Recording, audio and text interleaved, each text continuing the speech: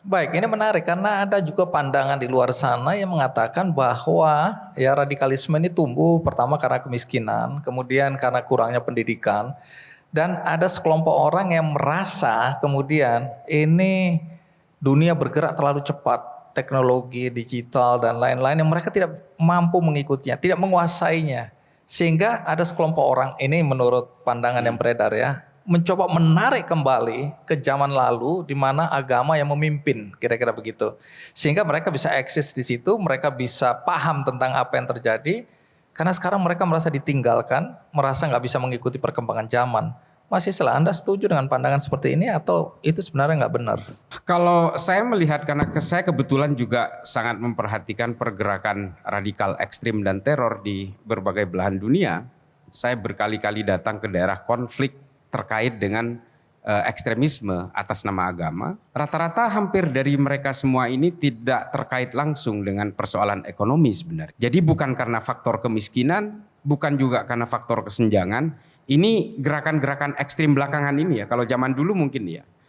Tapi belakangan ini lebih kepada faktor ideologis, terutama gerakan-gerakan yang mengatasnamakan purifikasi di dalam Islam. Itu yang kemudian melahirkan pemikiran-pemikiran eksklusif di dalam Islam yang akhirnya diwujudkan dalam bentuk pemberontakan-pemberontakan amalia fisik.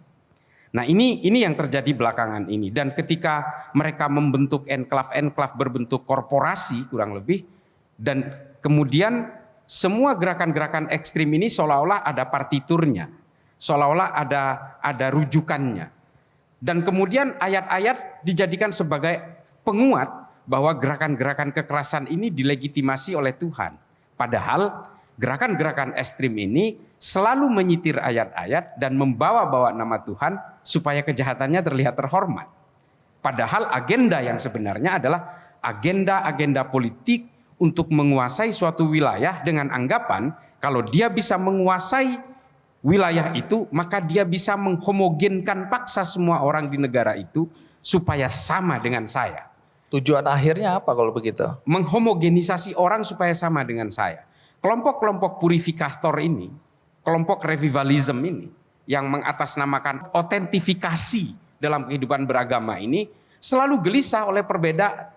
Meskipun orang itu Islam, tapi Islamnya beda dengan saya, lalu kemudian dia akan punya pertimbangan bahwa dia belum berislam. Lalu bagaimana caranya supaya bisa menghomogenkan mereka supaya sama dengan saya atas klaim-klaim kebenaran sepihak itu?